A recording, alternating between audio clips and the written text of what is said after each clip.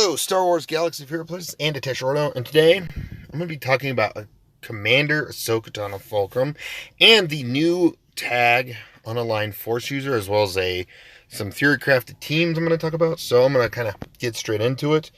But I will admit, I do like the way they're trying to add in characters that haven't been touched or have no tags. Visa Smar, aside from the healer tag, she's a little more easier to find, even though, granted, the unaligned Force user tag is at the very bottom of the list. So, alphabetical order, I guess. But aside from that, though, yes, Visa Smar is now going to be better. And I also think that Visa Smar is definitely going to be great because of Commander Ahsoka Tano. Now, there's a lot of videos out there talking about her kit, so I'm going to try to just skim through it real quick, what I like about it. So, her attacking twice with her Jarkai Master, great. It's not a double tap, per se. It does damage to the enemy twice. It's a little different than something like Jango Fett, where he attacks and attacks again. This is, the damage is dealt, instantly. Does save on animation time, too, because it's just one animation versus doing that one animation twice, so I do like that. Xian, Ahsoka, another target. Galactic Republic or Scoundrel Ally, gains Xian for 4 turns. Evasion up for 2 turns, and then swaps turn meter. I don't know why they didn't also allow unaligned Force users as well, so you can swap with characters like Jedi Training Rey and stuff like that. But yes, and then calls him to assist, dealing 20% more damage. And then Xian, I do like the Xian form. Whenever this unit evades or attacks out of turn, Commander Ahsoka Tano's Force Sleep cooldown is reduced by 1 damage. Not 1 damage. Reduced by 1 damage. Does 50,000 damage now, going to be 49,999. No, I meant, yeah. Anyways, let's start over. Its Force Sleep is reduced by 1, and damage is increased by 50%, stacking until the next time it's used. So this is actually pretty good. It at least allows her to, build up some damage, block, stuff like that. She's got some very useful potential as a character. Force Sleep, first time it is used, instantly defeats an enemy, and then each light side ally gains 35% turn meter. That's pretty great. That's an amazing ability. And then after that, though, they deal special damage to target enemy, getting crit damage up for 3 turns. Reduces ability's cooldown by 4. So every time you use it, you reduce it by 4. So it goes from an 8 cooldown ability like Darth Nihilus' Annihilate down to 4 turns, which is, very effective. If Ahsoka has Xian and Armor Shred with his ability, so another Armor Shred spreader, which is nice. It helps with damage. Force Sleep on raid bosses. Call all Galactic Republic allies to assist, dealing 10% more damage. And it obviously starts on cooldown. And can't be evaded, which is also nice. It's really nice it can't be evaded. And it starts, like I said, it starts on cooldown, just like Nihilus's Annihilate. But, yeah, I don't know. This is really a good ability. But I think one of the biggest things that makes Ahsoka Tano a new plug-and-play character, literally a new one. Literally, you run her with one other character. Let me read through it, and I am going to read this one through fully. Ahsoka has 50% offense and crit damage if another light side Force user, Galactic Republic, or Scoundrel ally is present. She also has 50% health and defense, and shares all these bonuses with her light side allies, which that's huge. So everyone's going to be getting 50 offense, defense, crit damage, and health increase. That is phenomenal right there. Just phenomenal. So that's one of the reasons why everyone's sitting there just talking about it. I know there's more talking about this, her being a plug and play. Everyone's loving her kit.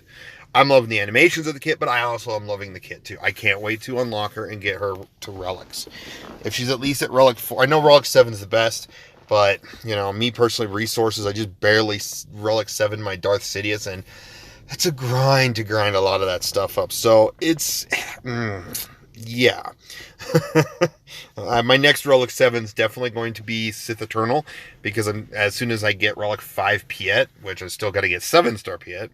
But still, like, if I get her at least to relic 4 or 5, which I have more resources to get her relic 5 than I would have to 6 or 7. But having her at least relic 4, that's huge. It's just huge bonuses all around. I do have a lot of theory crafted teams, as well as I took one from another YouTuber. I'll get to that in that point. But just imagine, 3 dark side characters, and you have her and either, say, General Kenobi, for example, R2-D2, L337, Scoundrel, Visas Mar, even 3 dark side, and then Commander Ahsoka and Visas. Boom, that's some plug and play right there. That's some plug and play right there. As long as you have that second character, she has to be like partnered.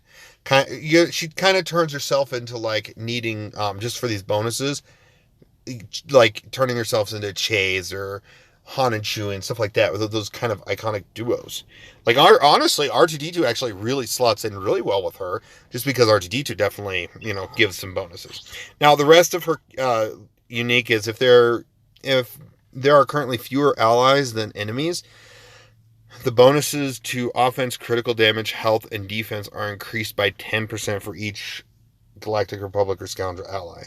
So that's huge. So if you start, 3 versus 5, fewer allies than enemies. So, like, actually, this actually works well against the Geonosian team, or anyone that actually slots in Brood Alpha for that summoned character. I'm using this as an example. Boom, this is going to trigger this and get those stats increased a little bit more. So that's actually huge. It's huge against Geonosians, but it's also huge in general, just, as long as they have their Zeta on the Brood Alpha. But still, that's really great. That's really great. So Ahsoka Tano is a new plug-and-play, not as versatile as Wat Tambor or Thrawn. I feel like Wat Tambor or Thrawn are tied at number 1, but she's at least a good second to fourth option, being very viable, very phenomenal. So, but yes, I have some teams I constructed, potential constructions to see what she could potentially work with. So first off, I want to mention right now, I feel like, okay, so pretend a regular Ahsoka Tano is commander.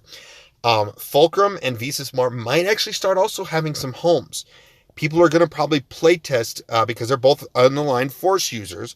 They're going to get a massive boost to their health for like Visas Mar. So even Ahsoka Tano, because Ahsoka Tano spreads around protection up. That's huge. With her basic, but she also will be able to do more damage with her whirlwind. So you run these 3 with, any 2, like Grandmaster Yoda even. Like, if you could get a catch-all lead and then throw Grandmaster Yoda in, Ahsoka Tano is just gonna go ham. Just gonna go ham. And that's phenomenal. Right? That changes these 2 characters, making them better. As long as you pair them with Commander Tano. Anyways, I'm going to talk about a couple of Rey teams. So Rey is going to be obvious. Rey is going to be paired with a bunch of different resistance. You just throw Commander Tano in as a 5th. And yeah, like I forgot to say, yes, both Ahsokas will, bounce back and forth between being in a placeholder like Rey is for, GL Rey. I don't have GL Rey. But, in place of Commander Tano. So yeah, any of the resistance. This one I also here's one. Here's a team I did. GL Rey, Finn, Commander Tano, Fulcrum, and Visas. Why not throw that on defense? See how that does. That could change things up, because if they could run against a Vader counter, as long as you have high tenacity on GL Rey, there's 2 characters right there that you cannot land debuffs on, or as long as you Rey resists. Ahsoka Tano Fulcrum will be immune to all of those damage over time. So she's immune to it. So that's huge. Next, Is this one, this YouTuber content creator playbook. I kind of took this from him, but I also made a poor man's version of this. But yes, this one is interesting. So obviously Jill Ray, the only one of the main heavy hitters aside from Commander Tano with her first Annihilate essentially. But she also spreads around protection up and stuff like that. She boosts the 2 light side heroes here. But Vandor Chewie's in here for the damage reduction while he's buffed. So yeah, he's the only tank, but he's also going to taunt often with Wat Tambor and Moff Gideon. Moff Gideon weakens the enemy team. Vandor Chewie weakens the enemy team from damage. You got the protection, bonus protection from Rey. Yeah, you got a lot of fun stuff. Vandor Chewie also gets more health, so his bonus protection hits even higher notes. So yeah, there's a lot of possibilities. So Moff Gideon, Wat Tambor, yeah, this is just huge. Plus, but both Commander and, or I'm just gonna say Ahsoka, the new Ahsoka. Both Ahsoka and Moff Gideon spread around Armor Shred. At least after Ahsoka does her first Annihilate, they'll spread around Armor Shred left and right, and boom, you got yourself set up for a phenomenal, team right here. Even on defensive. Yes, Vandor will taunt, but he's reducing damage and stuff like that. And if Commander Tano dies first, as long as it's not a can't be revived ability, she'll come back alive with Vandor. So that's actually kind of cool. But it's mostly for the damage reduction. But here's my poor man's version. Run Dengar in that spot.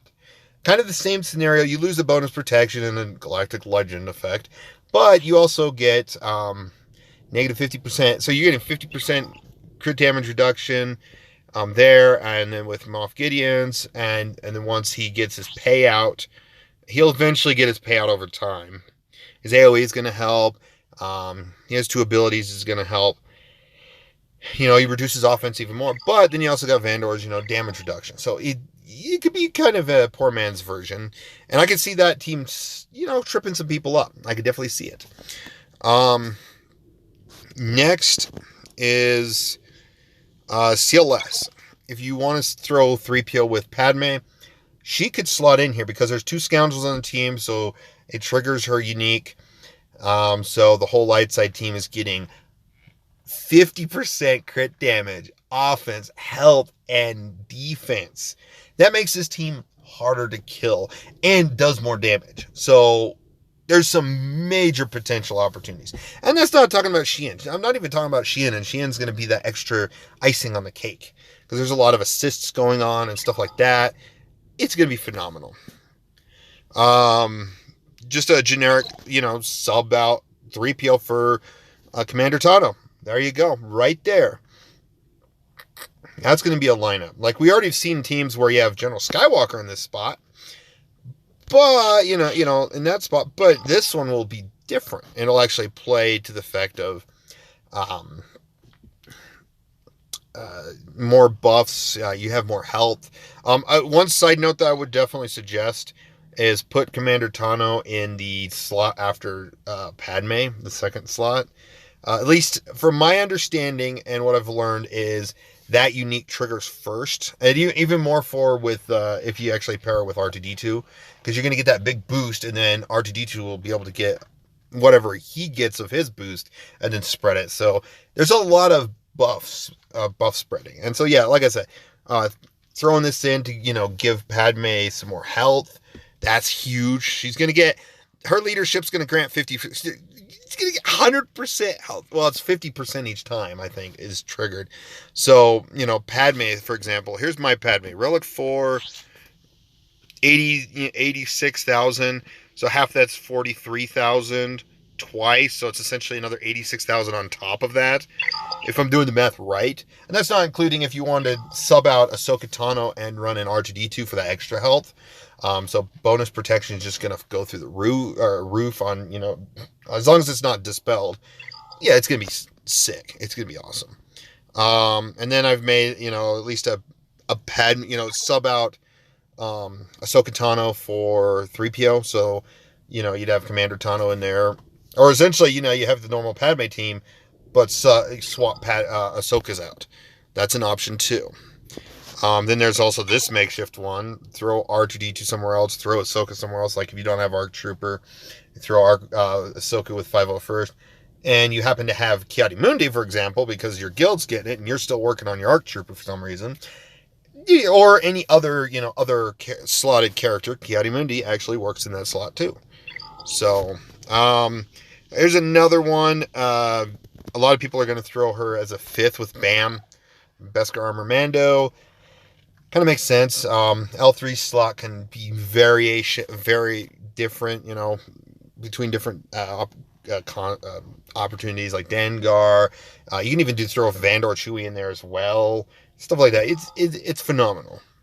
It's going to boost that team up as well. Here's an interesting one as well. And here's where I kind of throw the R2 and Commander Tano, is you got this setup where you're only 4 resistance, but you have this Commander Tano that's boosting this team. It may make it, very interesting. But you have to pull, yes, 3PO and R2 and stuff like that. But in theoretics, it could work. They have an unaligned Force user with Rey, Galactic Republic with R2 and 3PO, so it works. And then here's another makeshift scoundrel team with Kira. Here's a team I threw together. Finn's Angels. I know it's weird. I only did it because of how much like Rey's a better lead for resistance, but this isn't a full resistance team. But you have both Fulcrum and Commander Tanos. You have Visas Mar.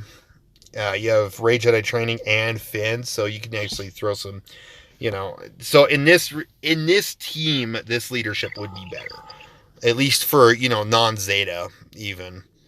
And then after that, that's just kind of, these different makeshift scoundrel teams. But then here's some 3v3 compositions. That's one thing I didn't see on Playbook's channel when I watched it. And I will link, his video in the description below and all that. But he didn't do 3v3. Here's some 3v3 capabilities. Rey Finn, OG Finn, and Commander Tano. You got both Ahsokas with Zaris. You got Zaris R2 Commander Tano. That's got to be spicy. That one, I definitely could say in 3v3, once Commander Tano's out, if she's not being used with the Galactic Legend or something else, this is a team to watch out for. You got a leader that's boosting. So, Barriss is getting 20% health. R2-D2's, and you could probably swap these around depending on how the lineup works. I assume if my understanding is correct, you probably want the bigger buff and then the smaller buff that's giving more of a bigger buff up. I don't know how that would work. But this is a team that you critically hit, you are not going to get through it. Like, if you have a high health, like, this is where my R2-D2's health is. And I'm still kind of working on him over time. 60,000 health. I'm getting 10% from Barriss's lead. So I'm getting 6,000 more on that. So it's 66. And then I'm going to get whatever buffs from his number crunch and Commander Tano. So that's just phenomenal. That's just a spicy team to throw on defense. It's going to trip somebody up. Because I already do that with Rex. I run Rex. And Rex would actually work in that spot too. Rex instead of R2 and go Rex, Zaris, and Commander Tano. That could be spicy. Or even Ahsoka or R2 instead of Zaris. But that recovery, yeah. And then you can actually run Commander Tano lead. There's no leadership, but then again, with R2, 3PO, and Commander Tano, all their uniques kind of count as a lead in some way. And you got that. There you go. You got some decent 3v3 teams to work with as well. I'm sure there's a lot more out there. Put some in the comments below that you think could benefit with Commander Ahsoka Tano. My biggest worry, and I didn't mention anything about Galactic Legend Kenobi that's coming up. That's because we don't know, it looks like he's going to be a Galactic Republic. We don't know if he's going to be Jedi or not, but I'm pretty sure she is going to be like Jedi Knight Luke, where she's going to slot in with Generals or Jedi Master Kenobi. Guaranteeing that's what's going to happen is Ahsoka Tano is going to go with Kenobi. And it's just like Jedi Knight Luke with Jedi Master Luke. Even though you can't technically run a Jedi Master Luke team and a Jedi Knight Luke team to, you know, split the power up, but you still have to have some decent teams to take on those two teams. So we could see where Commander Tano is, you know, swapped with someone else, and we have some Galactic Republics with or Jedi Master Kenobi. Heck, I wouldn't be surprised that Jedi Master Kenobi might go under Padme. Sub out 3PO and Ahsoka and put in Commander Tano and, yeah, that GL Kenobi. So, other than that, let me know what you guys think in the comments below about Ahsoka Tano. I feel like she's just gonna change the meta drastically once she is released. She is a 330 unlock, 7-star unlock, huge. She's gonna be in the what's it called? I went blank on the name. Galactic Conquest. So it'll be a while before I probably get it, because until I get a Galactic Legend, I'm still doing I am still working on normal mode. It's just easier for me to just get through and get the max rewards there, just because I'd have to eventually be fighting Relic 8 stuff, even though yes, the cards do help. Yeah, so but aside from that, again, thank you for watching. I really appreciate all those that watch the videos I make. Please subscribe if you like listening to and seeing what I like sharing, and you guys have a phenomenal day.